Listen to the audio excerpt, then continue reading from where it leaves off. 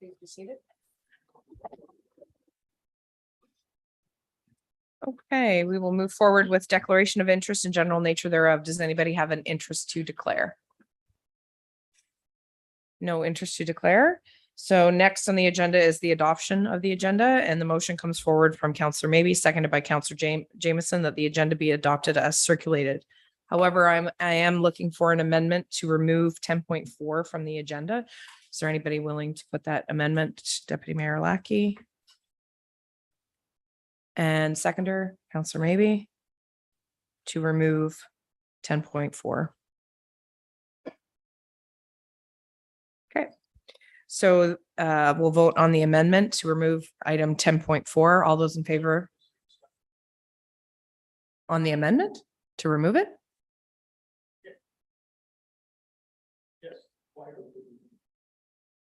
Because there's no recommendation coming forward from the planning staff because there's more information that's come forward as per the public planning meeting. It's deferral. Can you turn on your mic? Sorry. Rather than removing it, 10.4, should it not be deferred? It's just removing it in that it will come forward at a later date. The recommendation is being pulled off. Go ahead. Madam Through Planner. your worship, it's the recommendation of staff based on the input received at the public meeting that it be removed from the agenda so that there be no further discussion of the matter and it be brought forth at a subsequent meeting with the updated report. Okay, is that sufficient? Yes. Okay. So any further comments or question on the deferral? Seeing none, I'll call the question on the deferral. All those in favor? All those opposed? And that's carried. So the amended motion reads that the agenda will be adopted as circulated, save for removing 10.4. All those in favor of the amended motion? All those opposed? That's carried. Okay. Next item on the agenda is a consent agenda and the adoption and a receipt of minutes. So the motion comes forward from Councillor Maybe, seconded by Councillor Jameson, that the September 12th, 2022 and the October 3rd, 2022 public meeting minutes be adopted as circulated, and that the September 12th, 2022 council meeting minutes, September 27, 2022 council meeting minutes, and October 3rd, 2022 committee of the whole meeting minutes be adopted as circulated, and that the August 30th, 2022 committee of adjustment meeting minutes be received and filed.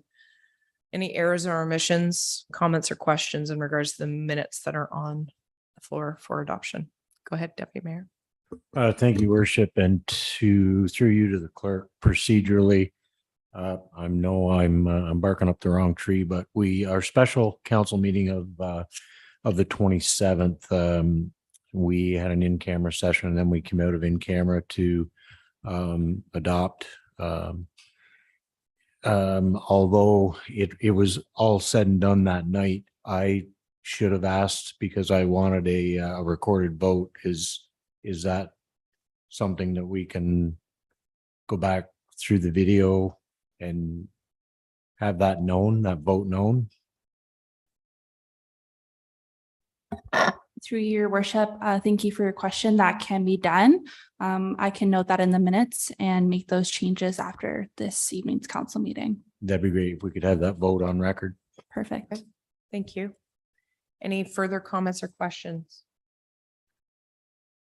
Seeing none, all those in favor of the motion at hand? All those opposed? And it's carried.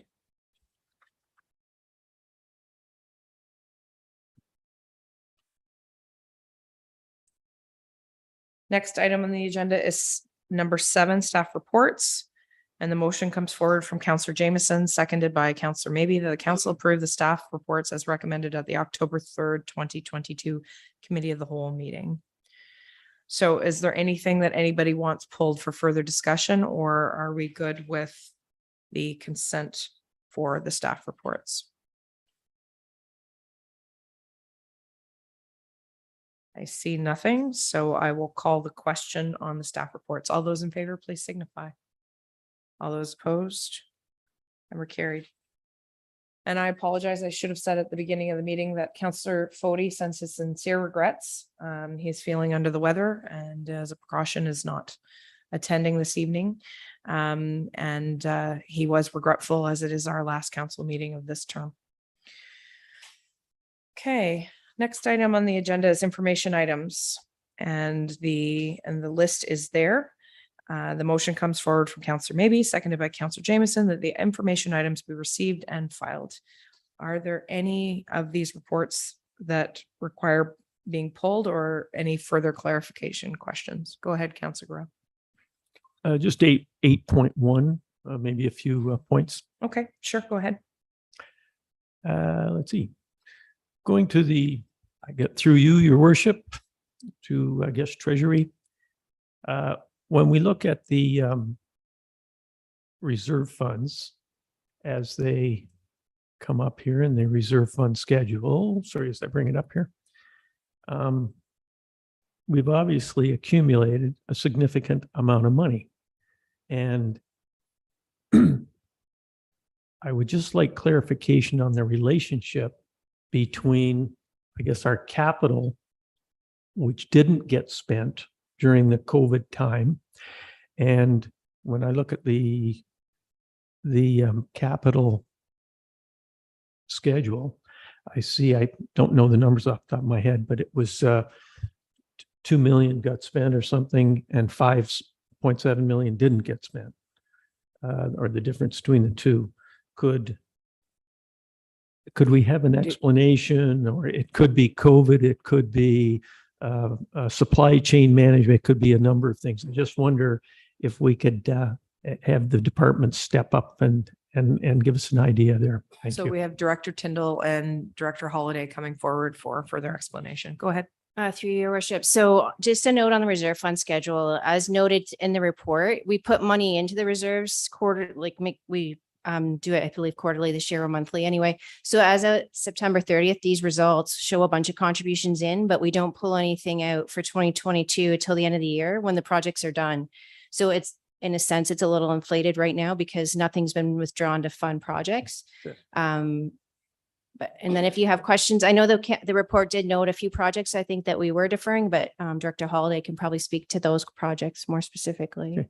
No, it's so really it's inflated because a lot of money has not been accounted for, if that is the right word at Yeah. this time. We It's wait, been spent. It just hasn't been pulled out of the reserve. right. We put it in, but we wait till the very end of the year when we know the totals to take out exactly what we need to take out. Because even with community grants or anything that we're saying we're going to pull money out, I don't pull it out till I know exactly what we've spent for the year. And so, yeah, in a way, it's kind of overinflated through the year because of that reason. But we want to show on the operating side, we are spending that money. Mhm. Because if I didn't show those contributions, it would look like we hadn't spent the money, but we are going to do that. So No, thank you. That's great clarity, and I would appreciate Director of Operations. Thank you very much. Director? Good evening, everybody. Thank you through your worship. There are several projects that have been deferred.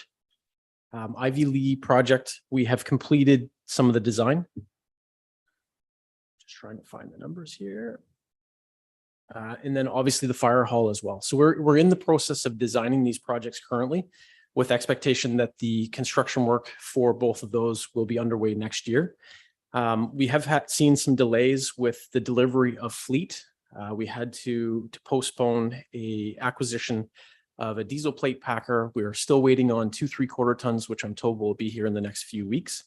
The building condition assessments, when we did our this is one of the big ones, when we had started our budget proceedings last year or for this year, the information that I had from the BCA group was just a spreadsheet with numbers. Didn't have any details as to what was involved in those numbers. So I actually didn't even have it at the time. We just threw a number at the page. And when they came back, it was $810,000 or $820,000 they recommended that we spend. Now that we've gotten into the program, the information's entered into citywide, we have to extract it from what is capital to what is operating. And we're finding that a lot of what they've recommended for work is operating. It's the minor type of work. It's the replacement of windows, and it's the HVAC units and all those types of things that don't extend the life of the overall asset. So we don't consider that as capital. It's operating. So that some of that work will be carried over to next year. And we do have a significant amount of capital that's required on our facilities, and we will be increasing our operating budget as a result of the findings as well. We have completed a bunch of work in the last few weeks. Our surface treatment program has now been completed. We have not seen the invoices for it yet, as well as our microsurfacing. So the Boundary Road and Taylor Road has been complete as well. So Boundary Road and Taylor Road, Dulcimane, which was replaced by Blue Mountain, Sand Bay Road, Railway Street. There were a few other ones as well, Rockland Close, Stanton Street, and Bay Street. All of those have now been completed, but they weren't completed before the report was finalized. We're having issues with being able to obtain the staff trailers for the waste disposal sites. We were successful securing one for the Escott complex, and we had to have that one shipped down from the East Coast. It was the only one available in Eastern Canada at that point. So we're hopeful with all of these projects wrapping up for the year that we'll be able to secure those. And if not, then we'll hopefully carry them over and be able to acquire them next year. I know that the Centennial Park gazebo was an item of discussion as well. That one we have postponed. We have not canceled it. Our hope is to add money into the budget for next year to bring it up to where it was. We had put out a procurement opportunity, and we received 2 bids. The lowest bid was $65,000, and the second bid was $120,000. Now, this is after we had downgraded what we were initially looking for. So we had shrunk the size of it, changed the materials, done everything that we could, and they still came in more than 50% over budget. So we thought this was when the lumber materials were at their highest. Thought we'd just postpone it. We'll put additional money in the budget for 2023, and then we'll go back out to market again. So that's our hope. We also have, well, that pretty much sums up the major items, I think, for the list. That's where we're at. I do know that one of the challenges, for example, the Sealy's Bay Hall, the heating cooling unit, I believe, having a terrible time trying to source that particular unit, which was causing major delays and heartache and frustration by a number of people who use that building, including staff that were trying to get that back up and running. And we appreciate the contractors who've been sort of helping us limp it along as best they can until that unit. I don't believe has it been installed, the new one yet, but at Sealy's Bay? No. So we're still waiting on that. So just another example of supply chain issues. So I've got Councillor Gorell, Councillor Olkey, and then Deputy Mayor. Thank you. And through your worship, the pumper truck, our fire truck, I see it listed as paid. Is that the pumper truck that we've been considering recently? I guess through the fire chief. Thank you very much, Dave. Mike, would that be the pumper truck? Yes, and through your worship, yes, that's the new pumper coming into Lyndhurst next week. Great. So And it was posted on Facebook today, a nice shiny picture if anybody's looking for Yeah, it. they've good posted for you. a couple Congratulations. pictures. We haven't had it yet, but they've posted a couple pictures Okay. for us. I do have a question then, Mike. This will be back to Treasury. Thank you very much. Just to follow up, we had talked about 3 potential debt items, and they were Sealy's Bay, Ivy Lee Dock, and the pumper truck. They were the 3 items that were mentioned as potential debt items. Does that take it off the debt item? Does that pumper truck now come off the potential debt? When I'm looking at this list, does that mean it is funded paid for or will be paid for out of reserve funds? Is that how I read that, or am I wrong? Through your worship. So I have not done any of the funding entries yet. So I'm actually gonna probably look at, again, the total balance in the reserves and compare it to what we've actually spent this year, Mhm. and then come back to council. Like, I'll come back to council either way. I'm either going to come back and say, can I get approval to actually issue debt for what we already talked about? Mhm. Or I'll provide other options. Like, we won't have enough to cover that pumper truck in the fleet machinery and equipment reserve because we have other projects this year. Sure. Council could at their discretion though decide to pull from one of the other reserves to avoid the debt this year Sure. if so. No, that answers it. I just, the way I was reading that, I wanted clarity for Yeah, myself. So thank you. no, all the funding will come back. If there's going to be debt, it'll all come back and ask for approval either way. Thanks very much. Appreciate it. And we usually bundle that together. So not just one item, right? So Councillor Wilkie, go ahead, and then Deputy Mayor. And then maybe.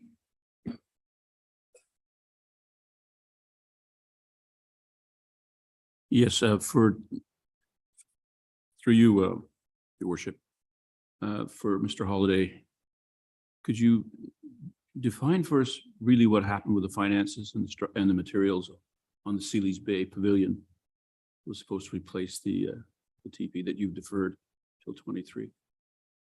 Yes, So- so we put out a procurement opportunity and we received 2 bids.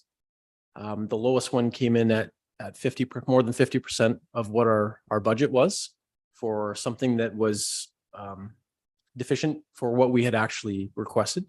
So we postponed the procurement. So the budget called for about $32,000. The budget our budget was $40,000 and the lowest bid that we had received was for $65,000. Was there a grant applied for at the same time to do this? There was not for this project. We had applied for a grant for, I believe it was the viewing platform at that time. And that grant was not received? That grant was received, yes. Was received. Yeah. But we've still deferred the viewing platform. Now we're talking about Lyndhurst. We have deferred that because it requires other work before it can go ahead. Is that it? That is correct. I gather an engineering study and then an environmental study. Yes, both of those and geotechnical as well. So it's going to require a 3-phase approach. The first step will be for our geotechnical, where we have to get out on the area where we're going to be building the platform and bore down to see what we're planning on building the platform on top of. And then we'll have engineering design after that. And then we'll get our environmental approvals before we can construct. And all those are from 3 different contractors, are they? Yes, that is correct. And we don't have the in-house ability to do that. We do not. No. Thank you. Just for clarity purposes, the viewing platform wasn't in this year's budget to be built, correct?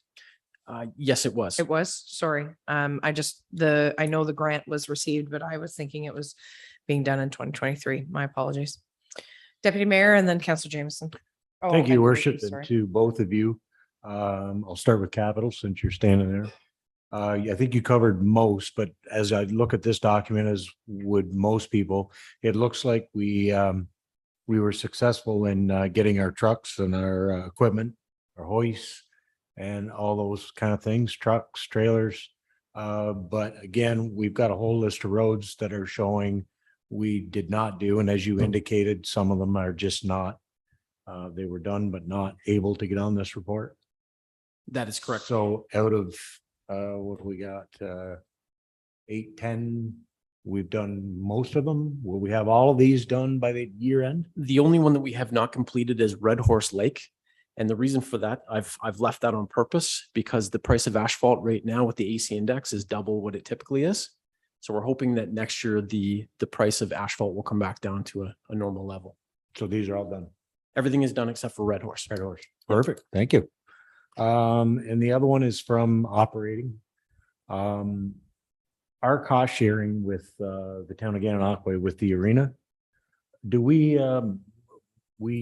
that I know of haven't seen any ongoing reports from that. And they're asking that we pay more money as we go along. Do we have any control? Like, So I know we'll let the I'm CAO going to speak repeat then. myself, but it's, it seems like they're just saying, this is what it is. Pay it. Do we have a say? Or I understand, well, we're, at one of our meetings, it was going to be looked at again, that cost sharing for the arena, because it seems that it's, do we have an explanation from them as to why the budget is higher? Go ahead, CAO. Thank you, Your Worship, and through you. I have recently reached out to the CAO in GAN, and they are pulling together a proposal for going forward with next year's cost sharing agreement. It is based on their operating costs. So they basically give us the numbers and their breakdown. When we renewed the contract last, we we beefed up the provisions with respect to financial disclosure. So there's more information that is supposed to be coming our way under the agreement. So excuse me. So once we have their proposal, we'll be able to see where they've increased costs or how they justify their ask going forward, and we'll be back to council for approval. I think they're subject, like all of you been hearing, costs of everything have been going up. I'm fully expecting to see the price of the arena go up again. How much, not sure yet, but we'll be back to council with the numbers for sure. So the agreement, if I remember correctly, some of the disclosure is definitely more clear within the new agreement, and they are required to provide that to us by a certain date. And I believe it's November or something for the budget document or the budget timeframe. I want to say that there is a date in there, but anyways. Your memory is much better than mine, but that's something I will be checking, and I will follow up with the CAO again. You follow up, Deputy Mayor? Yes, so just for clarification, so they came to us, we decided on a number that we're going to give them through our operating. Are we holding steadfast with that number, or because they've said, well, gee, we spent more, you got to give us more? Or is that for negotiation for next year? That's negotiation for next year. So we're only paying them what we said we were going to pay them. We've agreed to a number for this operating season. That's Right. now it's coming to a close. They will be proposing, well, here's our costs, here's what we propose the share mixture be. And it's something that we can negotiate, or we can, if it seems reasonable, we can come back to council. Staff will come back to council with a recommendation, and it'll be up to council to decide. Just one more. Do we still have our joint rec? Committee? Yep. Mr. Kench reached out to the director, and I believe Councillor Fody went to Gananoque a few weeks ago for an impromptu meeting. So Director Goodman, along with Councillor Fody, Mr. Kench, and I'm not sure if Mr. Wark was there. If memory serves me correctly, the breakdown from Councillor Fody was that it was more of a, we need to work together more and less about the cost sharing agreement in regards to the rink per se, but more about programming and those types of items. So I guess really what it comes down to is with the new term of council, it'll be up to the new term to reestablish that committee and create the direction between us and their director. Sorry, through you again, follow up if I may. That's what the joint rec guide was all about, was, we had sat down with the town and said, okay, we'll do all of this programming because we have the facilities. You can do all of that programming because you have the facilities. They've got the curling rink, they've got the arena, they've got the canoe club. We've got our courts, we've got our baseball diamonds and that type of thing. So technically we have been and remain, I hope, working together with the town on our programming. But basically it comes down, this one's a thorn because it's a capital item for them. Like, I mean, we're paying someone else's, and I still don't understand how we can write that off because we don't own it. Because it's a service that if you were, sorry, I shouldn't answer this, but I believe that if you were renting a piece of equipment, because we're renting the use of that space, So from an accounting point of view, Director Tyndall, Sure. can you validate that? Well, then let's rent it and we don't care how much their hydro is and we don't care. They should just tell us what they want for rent. Go ahead, Director Tyndall.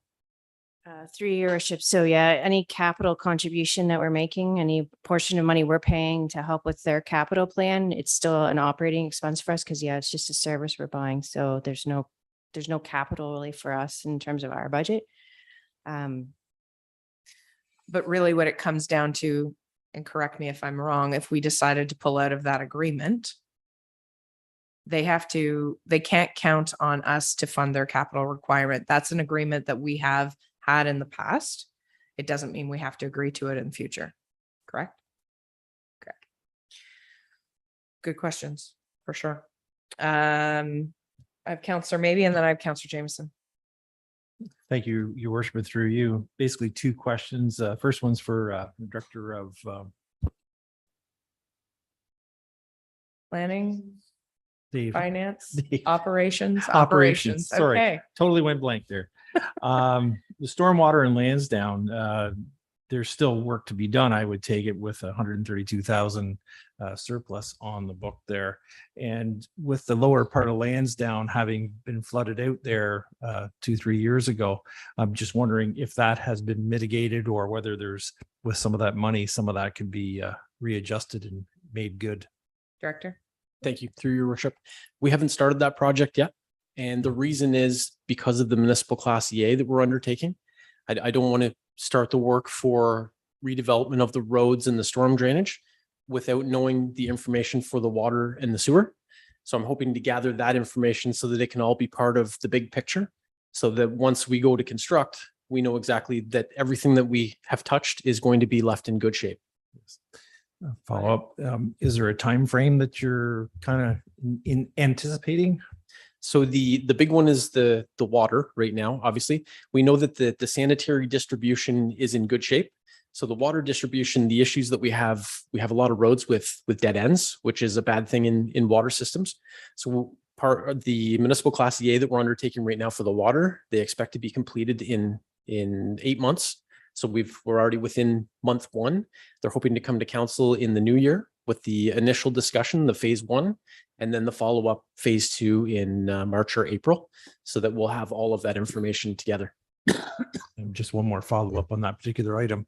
So if we have excess of water coming down that end of the village, is there anything to be done, kind of temporary, or has there been any kind of berms or anything, storm sewer washed out or cleaned out so that it can get away instead of backing up as it once did? The problem that we have is we do not have a storm sewer. We have holes in the ground that run down to the rock underneath the road, and it disperses from that point. We do not have a formal storm sewer other than on the county road.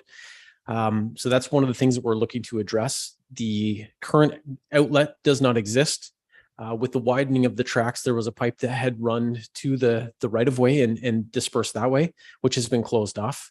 There doesn't seem to be an interest in reopening that. So we need to look at something more permanent. And we're having discussions with adjacent we intend to have discussions with adjacent property owners for potential outlets.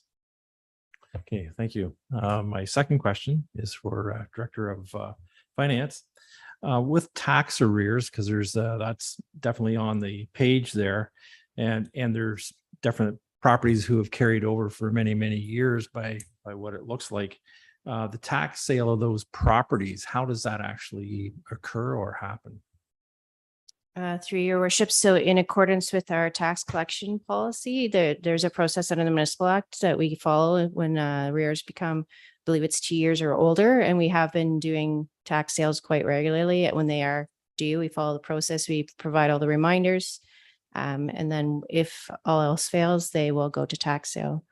So I don't believe there's actually, I think we're actually in better shape than we were kind of during COVID, because during COVID, we did stall for a bit. Most municipalities in Ontario did, but as far as I'm aware, we're following the process and they're going for tax sale when the time comes. Thank you. Councillor Jameson, you get the last word on this. First of all, it was mentioned, so the microservicing is very much appreciated now that I didn't explain it, but somebody up there understood it. And now that we know how it all works, we like it. So thank you. Much appreciated. Couple of other things. The pavilion was determined after quite a good consultation among citizens. And I think it's prudent to have delayed it. But it was the playground equipment that got a grant. And it's in and it's functioning. And I know Councillor Oki knows that. But I guess my only comment is, and talking about the arena as well, this is in the discretionary budget part of our expenditures. We spend a lot of time and on the roads these days talking about what is the smallest percentage of our budget. It's about 5% of our budget is discretionary when you think about the library and parks. Am I right on that? You can correct me if you don't mind. But just to the extent that I'm watching the storm clouds like everybody else, and it's just about the only place we have to play if we have to pull back is on that discretionary. So I'm not bringing doom and gloom to the table because I'm about to be corrected perhaps, but I just think we should be very cautious about what we think is going to happen in the parks or in the arenas or everywhere else if we are going to try to help our residents get through what appears to be coming as a very difficult recession for a lot of people, including people who think they have money. Thank you. Go ahead, Director. Through your worship, I'm not sure I could tell you off the top of my head about the percentage, but and even discretionary kind of has some differing viewpoints on how you want to interpret what discretionary means. But yeah, parks, recreation, the libraries would be the areas where theoretically we have council has most discretion over being able to decide what level of service as opposed to roads, which is legislated, or how planning works, which is legislated, or fire, which is legislated. So yeah, I would agree with your comment. I'm not sure about the 5% off the top of my head. We won't quibble over percentages this evening, I guess. Are there any other questions for the directors since they're at the podium? Councillor Jameson. Can we talk about another report for a minute? Sure. So no other items. So what's the other report you're looking to discuss, Councillor Jameson? The waste management report outlines the lifespan of the landfills. Okay. And so I have to congratulate staff for very good work in extending the life of our landfills. Not that we should be in the landfill business because I know other plans will come forward soon to begin to bring us into the modern era. And so I appreciate though in the interim, the work that was done to get us to this point, because there's a lot of myth flying around right now about everything closing tomorrow morning at 9 o'clock or something like that. So thank you. Perfect. Are there any other comments in regards to the waste management report? Go ahead. Thank you, Madam Mayor, and through you. Yes, just as Councillor Jameson mentioned about the additional years to the Escott one to 2027, which is great with the new compaction, as well as the Lansdowne one, and the look ahead about transfer sites, which is instrumental. And as a member sitting on the waste management committee, it's been very enlightening to see what we're able to do, what's planned, and what we're looking at in the future to get us to a long-term plan. So again, commend Director Halliday for all his due diligence in trying to find information for us as a committee. We keep asking him and getting that forward. So thank you very much. Any other comments or questions? Seeing none, I'll call the question. All those in favor of accepting the information reports? Oh, you have, sorry, I'll back off that vote. You have another question about? I apologize, Your Worship. I just needed some clarification on that letter from Cataract Way. Madam Planner, do you have anything in regards to that? And Or a it- CAO? and the question is, excuse me, From the conservation board? yes. It's just Yeah, about just, regarding- I guess it's almost procedural in nature, but my question was, this idea, under amended section 14 of the CA Act it says at least 70% of its appointees are selected from among members of municipal council. So, and then it goes on to say we have one member from our council. And therefore, and it further goes on to say, or indicates that we should be appointing a member at large from the public. And I just needed clarification there. What if we appointed two people from council? Would that solve that problem? Or are they asking something quite different? I couldn't interpret that really. Through you, your worship, I think what they were doing, we get one member to the CRCA board. And under the rule that 70% of your picks need to be from council, essentially our one pick has to come from council. Mhm. If we wanted to change that so that we could have 0% apply for an exemption to say 0% have to come from council, then we would be, if the exemption was granted, then we would be able to appoint a layperson from the township to sit as our representative from the board. But our ceiling here is we have one Oh. pick. That's a hard ceiling. It's not like they're asking for two. No. Thank you.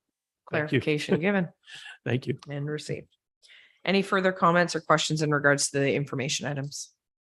Seeing none, I'm going to call the question. All those in favor? All those opposed?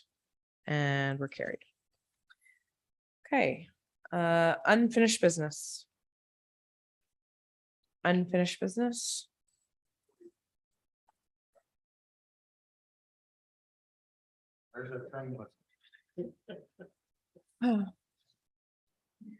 Okay, I'm gonna continue on with the agenda items. Action required items. So this is in regards to the bylaws attached. So the motion comes forward from Councillor Olkey, seconded by Councillor Gorell, that council approved bylaw attached as Exhibit A to the planning report. This isn't, did you take that out of my number 10.2? I just want to make sure that I don't have the other one in there. So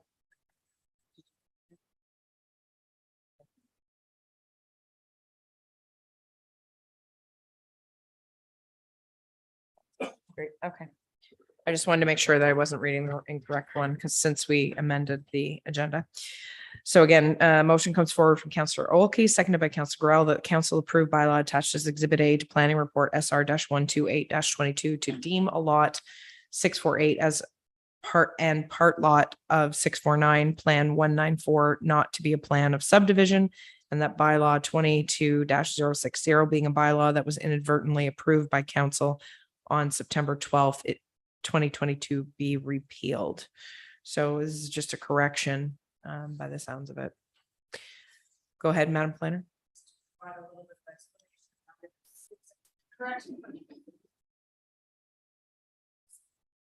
Just to make sure that council understands what you're Mhm. A bylaw was approved in September, but it wasn't supposed to be on the agenda. So it is on the agenda now for approval. So the recommendation is to deem the two lots as not to be lots in a plan of subdivision. Just to show you what we're talking about. It's not letting me show you. 32, 34, is that just almost at the corner It's, of it's two lots. There was a demolition on one of them the recently. old Orange Lodge? Yes. The individual who has purchased these properties wishes to build a garage on one lot without anything being on the other lot. For that reason, they need to be merged. So what the deeming bylaw does is merge them. So the recommendation repeals the bylaw that was passed in error and puts forward a new bylaw to confirm that the lots are merged. Okay, thank you for that clarity. Are any further comments or questions? I'll call the question. All those in favor, please signify. All those opposed, and we're carried. Okay. So this is for planning report SR-135-22 amendment to administrative monetary penalty bylaw 22-044 updates to schedules for fines, and the motion comes forward from Councillor Olkey, seconded from Councillor Gorell, that the council grant 3 readings and final passage of bylaw number 22 -066 being a bylaw to repeal and replace Schedule C to Administrative Monetary Penalty Bylaw number 22-044. Discussion on this motion? Go ahead. Thank you, Your Worship. And through you, I was looking through the schedule and how it came down. And let's see, 9. I'm just trying to find it here. Sorry. Where was that? 9? No, it's after. Nope. Next. Just trying to find it. Sorry. 9. Area 9. I thought I had it down a little quicker than this. Sorry. All right, here. 9, section 3, section or schedule 2, section 3. It actually talked about shouting. So I hope that that doesn't cause any trouble for me in the future. Thank you.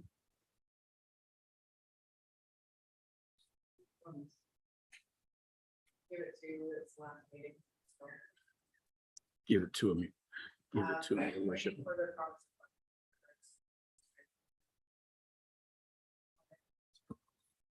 Sorry, go ahead, Councilor Brown. My apologies. Thank you, through your worship. Just a general question. We were able to put a number of our bylaws into the administrative bylaw here.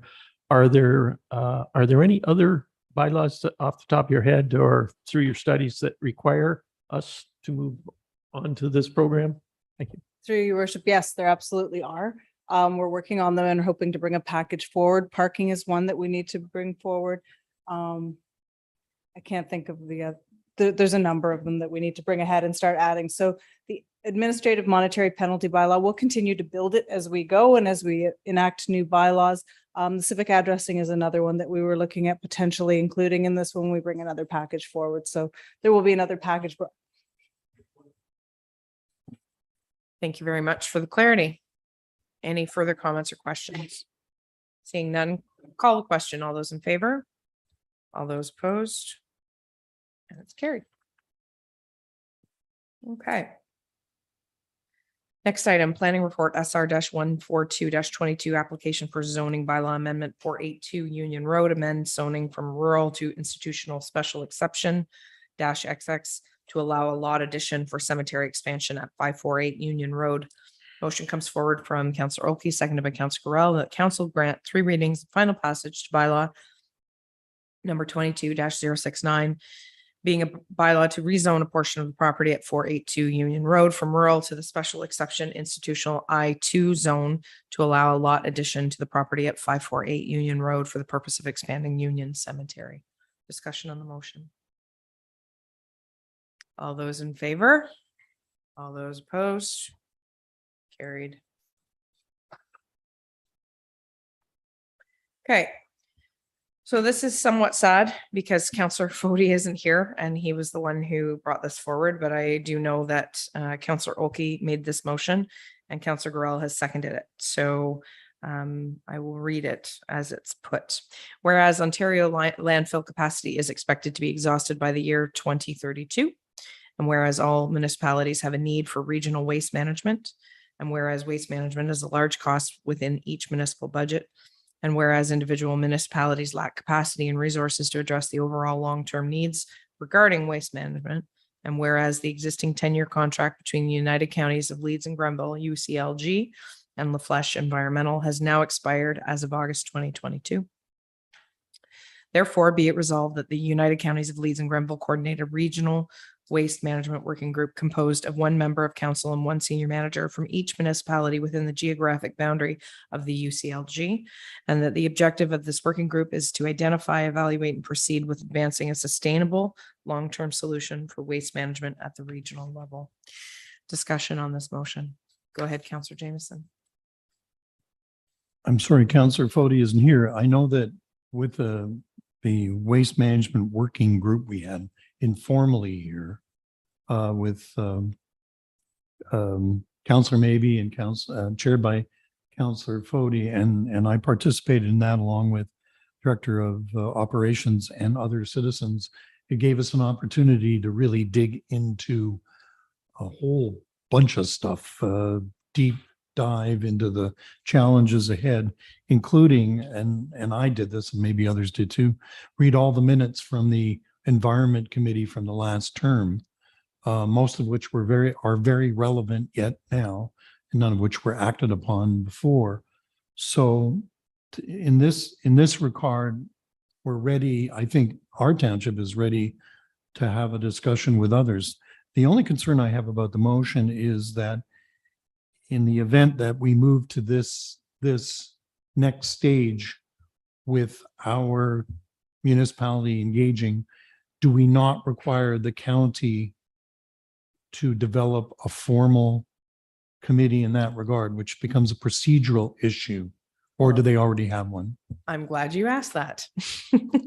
So today I met with the clerk at county. We had given her a copy of this coming forward to our council meeting, knowing that it had not been passed or adopted, but that procedurally what would happen if it was.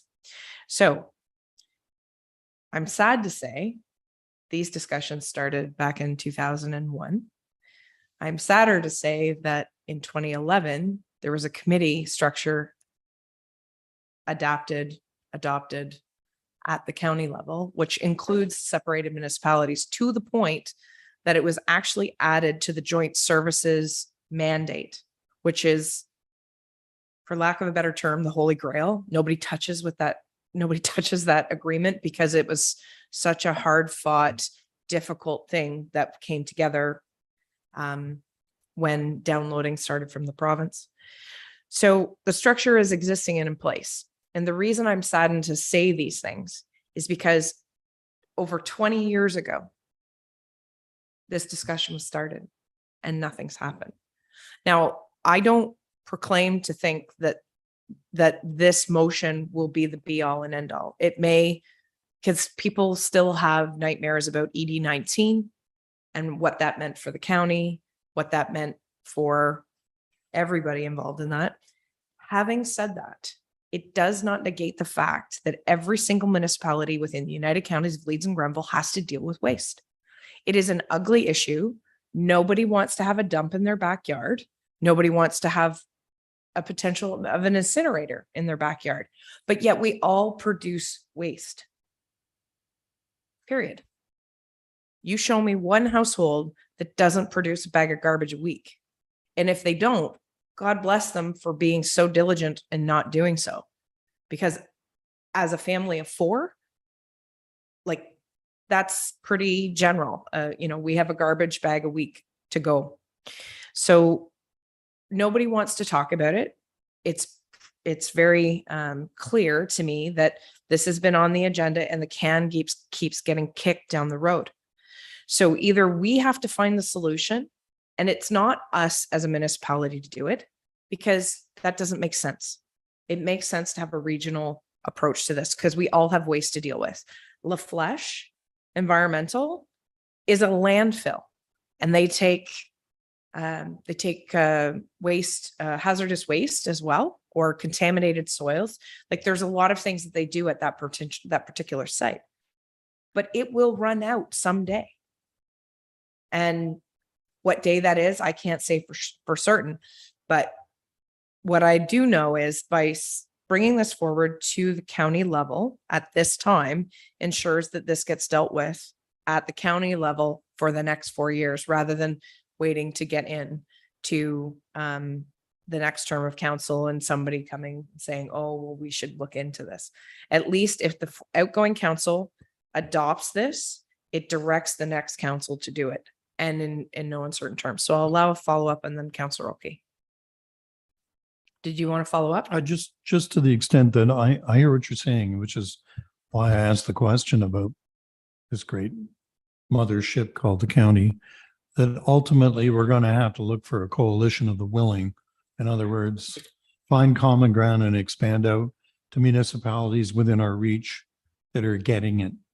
And we may get more done more quickly that way, and find that others will come along more readily than if you try to force it on the county. So I would fully support this, but I think we need to be more realistic about that coalition of the willing as the route to go around here. I think that is a very adept thing because even the working group that our director started, there's more there's certain townships that are more enthusiastic in that working group than others. And whether that's time capacity or what have you, regardless, the people who are there and want to move things forward are there. That's the important part. And that's what will be identified in this working group, I believe. Go ahead, Councillor Olkey. Thank you, Your Worship. And through you, like my colleague, Councillor Jameson, I think this is a good first step for us. Casting our minds back to when we started and we started going to things like Roma and AMO. First things I heard was the province was involved in forcing industry to go into the circular economy, which essentially meant that any sort of packaging that was used would be automatically recycled. It had to be by industry. Some of that's progressing, but it's not universal. And at the first conference, they said, whatever you do, don't talk about incinerators. That's what I heard in the margins. The next year, because of certain reports out of Scandinavia, and I believe Durham regional government, got a very modern high-tech incinerator that literally burns everything and produces electricity. I think unless I'm wrong, way these things develop momentum, if our county doesn't mobilize and do something, a higher level government is going to place something where we like it or where we don't. So some kind of regional cooperation in advance of us being formed into something like Peel region or Durham region is probably necessary. Fair enough. Any further discussion on the motion at hand? Go ahead, Councillor Rowe. Thank you. And through you, Your Worship, it all sounds great, staring me out of my computer. However, it looks like to me, the perspective here is we're turning it over to the county. And I am very uncomfortable turning this over to the county. So therefore, there's nothing wrong with what I'm reading. But in addition to this, I don't think for one second that this township should give up a finger in the pie and a reportable finger in this pie. We can still do things here. We can compact, we can, do the composting. We can force that upon our residents, and that will reduce our waste. So we can't just say, oh, let's turn it over to a working group at county and walk away. I think that would be a mistake. I think so. In addition to this, we need to bear in mind that we need to do at the same time, if you will, we need to keep our own group thinking. Compaction at the waste sets. We have power going into these things. It's going to cost us money. These aren't just going to go away. Why don't we keep working with a few initiatives that we can do? And if it comes down to buying 2 garbage pickup trucks running around the township, so be it. That would be at least our part, and maybe we get to extend our situation in parallel to something from the county. Thank you.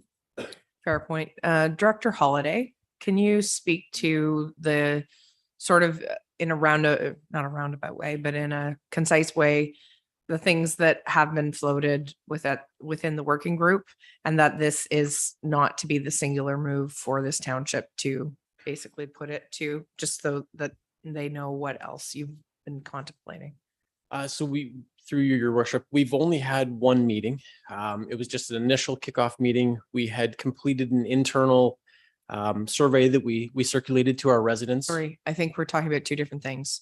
So not the working group that you created for the directors of operations, but more in regards to the environmental group that you worked with, talking about things.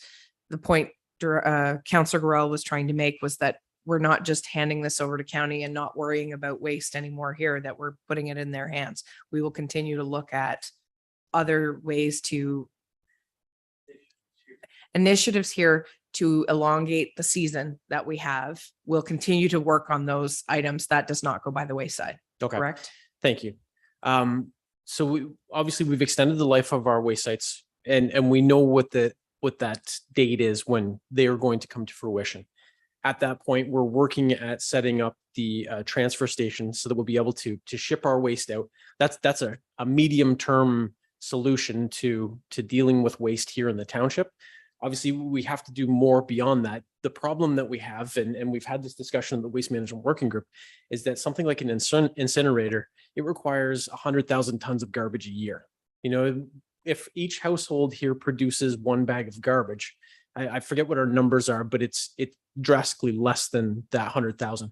100,000 tons of garbage, it would serve basically from Cobourg to Montreal in Ottawa. It's that big of a project. It's similar to the York Durham region facility that we're looking at, which serves a population of 2 or 3 million people. So it's a big project, which is why we need to try to push this up to get not only the county involvement, but counties involvement from the other counties around us, because this is something that's more regional, if not, involving. Essentially, it has to go up to the Eastern Ontario Wardens Caucus. If I may, and again, I don't mean to be out of line here. I wasn't really thinking of incineration here. I remember Melrose in this council chamber about 4 years ago. And I asked them, I said 2 things. Is there any incineration going in Ontario? And they told us of Durham region, and $200 million they put into that, and they don't have enough garbage to burn. That's what they told us then 4 years ago. And secondly, I said, are you 2 gentlemen aware of any waste sites being approved in the past few years? And how long does it take to get approval? They looked at each other and they clearly said, no, sir, we can't think of a single landfill that has been approved, and it would take 10 years. Based on that, that's been my thinking for the last 4 years. We're not going to get waste sites, and I'm not that concerned about burning it. But we can separate our garbage. We can make biomass stuff, and we can be doing compaction ready for transiting. Those are the initiatives that we can continue to do. And you have been working on that, I know. And I think that is what I would see parallel. And therefore, we're not handing everything over to the county, so that this would allow us to continue to do something useful in this area. I'm not worried about incineration. I'd rather see us biomassing something, if that's the composting stuff. Thank you. Okay, Councillor Olke, you had your hand up. Thank you, Your Worship. It just struck me that this motion of Councillor Fode's is useful in many ways. I agree with what Councillor Gorell has said. However, this is a flag in the wind. It does show our own people that we are thinking about it above and beyond, and it does get attention elsewhere. So to me, this is a useful document as it stands, but that doesn't mean other things can't be done, and other things are being done. We see that. It's important to bring it out. Thank you. I think that the discussion with Councillor Fode is that really it's about fostering collaboration of any way, shape, or form. And that in the past, we have struggled at the county level to create those working groups where we can bring the brain trust in the room. I know that even our treasurer during COVID was the one who quarterbacked a working group of treasurers to get together regarding the finances and some of the challenges that could happen during COVID. So, I'm not trying to run down county, but I would say that our staff here are the go-getters. They're the ones driving change, adaptation, and moving things forward in a positive and a new age light, if you will, rather than waiting for things to be done. So we appreciate that. So go ahead, Deputy Mayor. Thank you, Your Worship. Could we not send this out to the municipalities of the county for support? So in light of the tight time frame with the end of terms of council, it's coming to county, and then provided that it was passed at the county level, which is the other thing that it should be clear here. Part of the challenge is that we can have this directive to go to county. It doesn't mean that everybody else is going to get on the bandwagon or the bus. So until that time, And this is also to get the separated municipalities involved too, because they have waste no different than us. So really at this point, it can't go forward because if it gets shut down at the county level, then it's a moot point. But the point is well taken. Any further comments or questions? Seeing none, I'll call the question. All those in favor? All those opposed? And we're carried. Okay, mayor's update. So Remembrance Day services that are coming up in November. Lyndhurst Legion, 306 Lyndhurst Road, Lyndhurst. The Remembrance Day service will be at the Lyndhurst Legion at 11 a.m. on Friday, the November 11th. Members of the public are encouraged to begin assembling at 10:30 a.m. There will be a wreath laying ceremony with refreshments following the service. Sealy's Bay Legion, 116 Bay Street, Sealy's Bay. There will be a Remembrance Day service at 11 a.m. on the 11th at the Sealy's Bay Legion Cenotaph. Refreshments will follow, and usually there is also a wreath laying ceremony there. Lansdowne Community Veterans Memorial at Thousand Islands Elementary School, 101 King Street West. Ceremony commences at 11 a.m. on the 11th of November. Lansdowne Veterans Memorial is located right in front of the elementary school. Sweets Corners Elementary School, 276 Lyndhurst Road. There's a service on that Friday, November 11th, beginning at approximately 9:30 a.m. in the gymnasium. Families are welcome at the assembly, and students will observe a moment of silence at 11 a.m. Remembrance Day ceremony at the Mallorytown Legion, 13 Quabbin Road, Mallorytown. That will happen at 11 a.m. And then they usually come down to Rockport at 1 p.m. And Reverend Dan Massey has a service in Rockport, 20 Front Street, right at the Rockport Cenotaph. The other very important thing this evening, the 2022 municipal and school board elections. Voting for the 2022 municipal and school board elections opens on Monday, October the 17th at 10 a.m. and it goes until Monday, October 24th at 8 p.m. Advanced and voting day locations are for both paper and electronic voting. So the advanced voting locations are Monday, October 17th, 2022, from 12 noon till 8 p.m. at the Sealy's Bay Community Hall, and that's 151 Main Street, Sealy's Bay.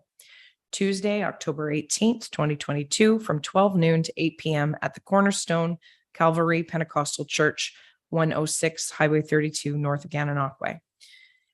And the voting day on Monday, October 24th, from 7 a.m. to 9 p.m. at Fox Run by the River Residence. Fox Run by the River Residence only. So that is a closed polling. It's 8. Oh, sorry. I apologize. 7 a.m. to 9 a.m. My apologies. Thank you. But it is for Fox Run residents only. So that is not open to the public. And then Monday, October 24th, 2022, from 10 a.m. till 8 p.m. at Lansdowne Community Hall, 1 Jesse Street in Lansdowne. Details on how to vote by paper or electronically are provided in your voter information letter. And if you do not receive a voter information letter, please contact our clerk's office at 613-659-2415, extension 231, or email our clerk at clerk@townshipleads.on.ca. Visit our elections page for more voting information. Just in regards to some challenges, I know that some people are disappointed there's not polls in certain areas on voting day. I would just like to draw some attention to one of our municipalities just to the north of us who've done away with all paper voting. It's only online. Rita Lakes municipality has gone to all electronic voting either by telephone or online. So I think I want to say a special thank you to the clerk and all the staff who will be working hard at the advance polls and on the day of the election. I'm not sure if the public really understands what's involved with creating those voting locations, having them staff, having the support of the service and the machines in place. It is a very daunting task, and we appreciate the effort from the clerk and all of the staff who's helping out. So that's the mayor's update, but I will take the opportunity to say a few words in regards to this last term of council. When we were elected last October 2018, it was a good night. It was very humbling for myself. I know there are a number of people on this council who hadn't been on council before, but had an interest in municipal politics, as I did. We've worked really hard over the last 4 years to do a lot of good things. But more importantly, we've built something that regardless of who sits behind these chairs or behind these desks in these chairs in the future, will be able to continue on a very good path. So I wish each member here luck. I feel very humbled to not have to wonder on October 24th. I get to come back regardless. I just want to thank everybody for their hard work, their dedication, their attention to detail, their good questions. No bad questions, but questions just the same. We've saved Springfield. We will be building a new fire hall. We will be building a new wharf down in Ivy Lee. We got the Rockport study done and we managed to get the ramp done, which eluded the previous council. We've done this without approximately $3 million in funds coming from the casino. The overall tax increase on the average budget over 4 years has been $133 on the average assessment here in the township, $133. So please keep that in mind when people are making statements in regards to taxation. Keep in mind that the assessment values have not changed since we've taken office due to COVID. The phase-in assessments have ended as of 2019. And there's been no talk from the Impact Municipal Property Assessment Corporation as to when that may change. We've dealt with an unprecedented amount of building permits, planning applications. We've now taken on septic inspections due to no request of our own, but here we are. I would put the senior management team up against any management team within Eastern Ontario, probably Ontario. I know that I'm internally grateful based on, I'll say scared kid that came in the first week, December 3rd, being not sure what she would be faced with. Some of that coming from the people that I didn't know on this council. A lot of this coming from drama and things that had happened long before we got here. Within the first 3 weeks, we had charges laid on a former employee and all of the drama that came with that. And having to find our way through all of that. And we were missing a treasurer at the time. We had a part-time treasurer, which, as we well know, I don't know how we managed through that without a full-time treasurer. So I know that I'm extremely grateful to have had the opportunity to serve this community. I'm more so grateful to be able to serve another 4 years. My hope and wish for all of you is that you're successful in the election, and we can continue to serve together. But regardless of how it turns out, I will always appreciate everyone's candor, their demeanor, and their professionalism around this table. And I know that I look forward to seeing the outcome of the election. And I know that we will continue on serving the public and the residents of the Township of Leeds and Thousand Islands in the best way possible. So thank you.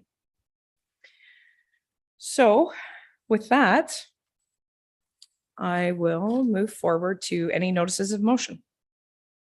Any notices of motion?